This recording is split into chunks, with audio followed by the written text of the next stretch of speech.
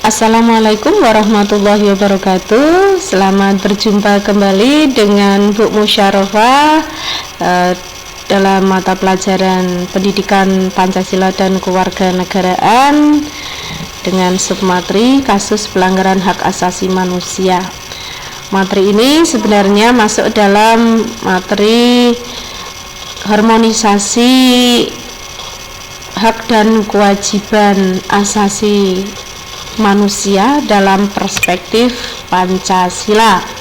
Mari terlebih dahulu kita pelajari tentang pengertian hak asasi manusia, pelanggaran hak asasi manusia, yaitu setiap perbuatan seseorang atau kelompok orang termasuk aparat negara, baik disengaja maupun tidak disengaja, atau kelalaian yang secara melawan hukum, mengurangi, menghalangi, membatasi dan atau mencabut hak asasi manusia seseorang atau kelompok orang yang dijamin oleh undang-undang.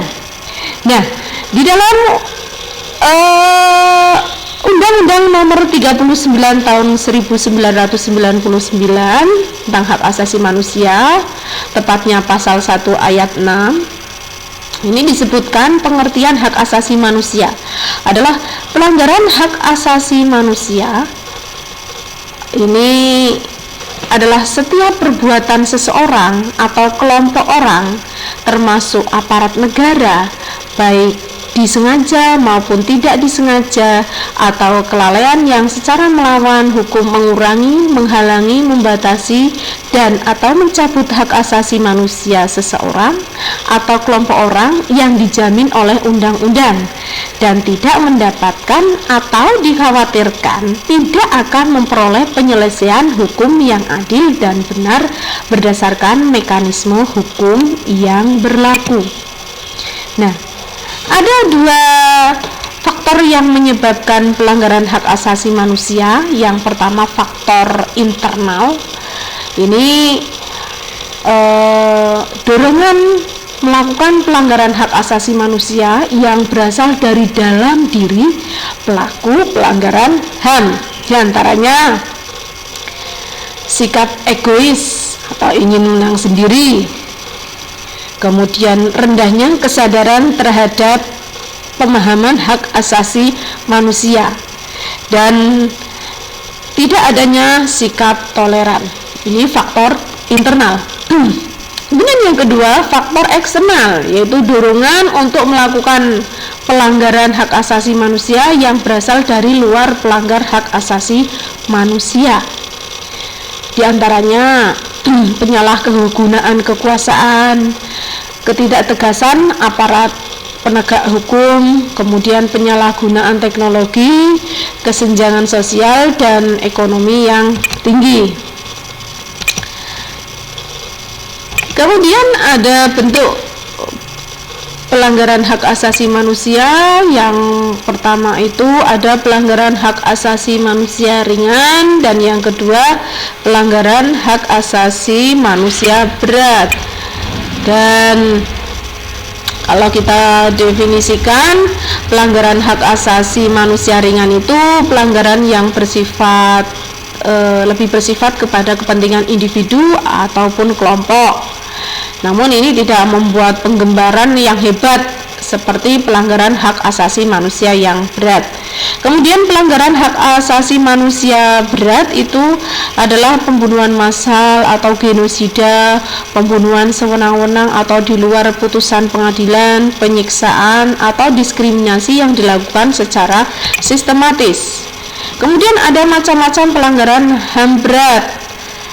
Di antaranya kejahatan genosida, kejahatan terhadap manusia, kejahatan perang, agresi, pembajakan kapal laut atau pesawat udara, dan terorisme.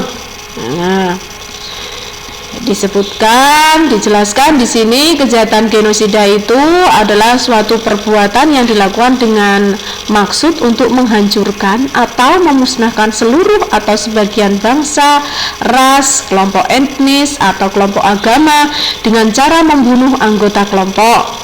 yang mengakibatkan penderitaan fisik dan mental yang berat terhadap anggota-anggota kelompok, menciptakan kondisi kehidupan kelompok yang akan mengakibatkan kemusnahan secara fisik baik seluruhnya maupun sebagian, memaksakan tindakan-tindakan yang bertujuan untuk mencegah kelahiran di dalam kelompok, atau memindahkan secara paksa anak-anak dari kelompok tertentu ke kelompok lainnya.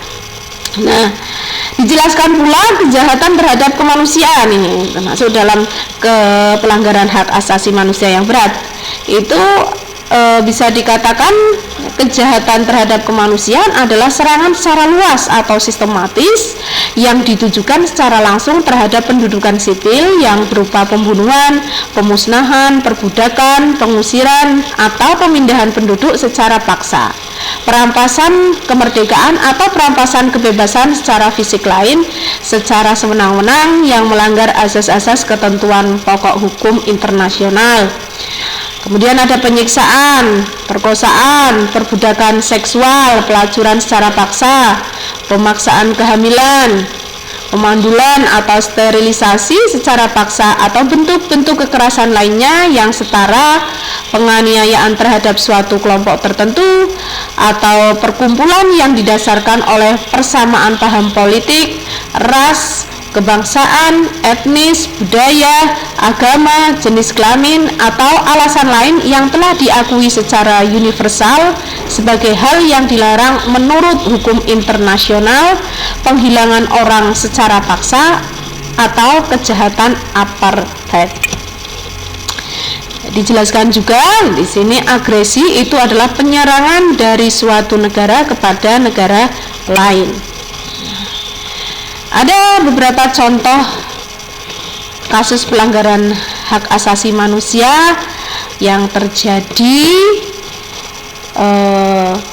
di sekitar kita. Ini di dunia internasional ada pembantaian ras oleh Nazi pada masa Hitler, kemudian penindasan ras kulit hitam di Afrika.